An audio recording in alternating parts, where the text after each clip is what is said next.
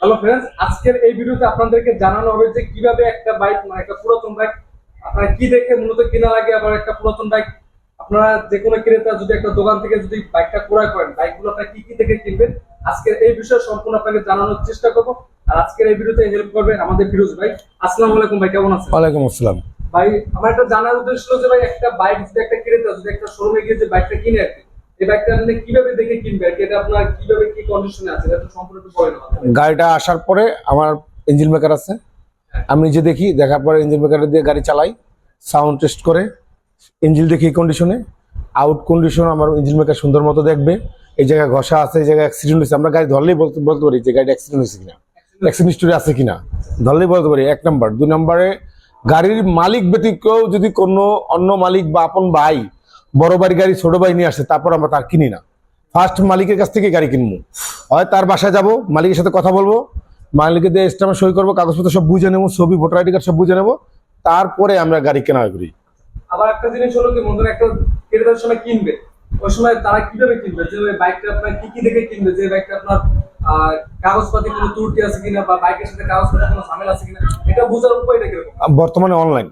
অনলাইনে হ্যাঁ, এখন যেমন ধরেন আমার ফোনে চেক করা যাবে, চেক করা যাবে। ফোনে চেক করা যাবে গাড়িটা কি পরিস্থিতি আছে, কত সালে কেনা এবং কত সালে রেজিস্ট্রেশন করা। এটা আপনি কেমনে কি চেক করবেন? আমাদের সফটওয়্যার নামানো আছে, সফটওয়্যার নাম দেখবে। এটা বলা যাবে না। আচ্ছা আচ্ছা আচ্ছা, এটা সিক্রেট সফটওয়্যার, মানে এটা বলা যাবে না, মানে বাইকটা কিরকম কি আছে। আর আপনার যেটা থাকে কাগজপাতির সাথে বাইকের সাথে আপনি কেমনে কি মিল থাকে? আমরা গাড়ির কাগজ দিয়ে ইঞ্জিন নাম্বার চেসিস নাম্বার মিলাবো, তারপরে আপনার গাড়ির কাগজ কত সালে করছে সব ডিটেলস আমরা খুঁজে নেব, যাচাই করে দিই। এটা কাস্টমার নিয়ে ভোগার চাইয়া আমরা এটা আগেই নিজেরা বুঝে নেব। এবং আমার একটা গাড়ি আসলে আমরা কেনার পরে আমরা 4টা লোক আছি দোকানে, 4টা লোকে পার্ট বাই পার্ট চালাই টেস্ট করি, কেয়ার দ্বারে কি সমস্যা ধরা পড়ে সেটারে গুছাইয়ে কমপ্লিট করে দোকানে উঠাই, যেন একটা কাস্টমার নিলে কমপ্লেন না হয়। তারপর একটু আছে, যদি তারপর তার যদি কোনো আনইজিল লাগে, কমপ্লেন হয়, তাহলে আমার দোকানে আসলে আমার সার্ভিস আছে, আমরা ফ্রি দিই এটা সার্ভিসটা। দেখা যায় প্রথমত একটা বাইক দিয়ে কিনতে হয়, দেখা যাচ্ছে চেসিস নাম্বারের সাথে আপনার কাগজের ওই আপনার গাড়ির কাগজের নাম্বারটাকে মিলান লাগবে। প্রথম হইতে এটা আর কি। বা তারপর দেখা লাগবে আপনার একটা বাইকের দেখা যায় আপনার আউটলুকটা কিরকম কি আছে, বডিটা কিরকম কি আছে, এটা দেখা লাগবে। তারপর আপনার অনেক সময় দেখা যায় অনেক কাস্টমার আপনার চিন্তা করে যে বাইকের মিটার ওই যে আপনার ইঞ্জিন যে আছে ওটা আপনার খোলা হইলে আপনার চিন্তা করে যে ভালো না আর কি, বা এই বিষয়ে সেটা আমরা বলে দিই যে গাড়িটা ইঞ্জিন ক্লাস সাইড খোলা হয়েছে, হেড সাইড খোলা হয়েছে বা এই পজিশন হয়েছে, সেটা বলে দিই। কারণ যদি একটা বাইকে যদি ওই আপনার ইঞ্জিনটা যদি খোলা হয়, তাহলে কি কোনো আপনার ঝামেলা হয় বাইকটার ক্ষেত্রে? না না, এটা মানুষের ভুয়া কথা। একটা গাড়ি চলছে, একটা জিনিস ক্ষয় হইতেই পারে, সেই ক্ষেত্রে আপনি ওটা চেঞ্জ করতে পারেন, এটা সমস্যা নাই। আজ থেকে 50 বছর আগে গাড়ি চলে, বাইকই চলে, তাহলে এগুলো তো কাজ না করে চালাতে পারে নাই, এখনো চলে, কারণ এই গাড়িগুলা অনেক আপডেট। এখনকার গাড়ি লাগে ওই গাড়ি খুলাবে না।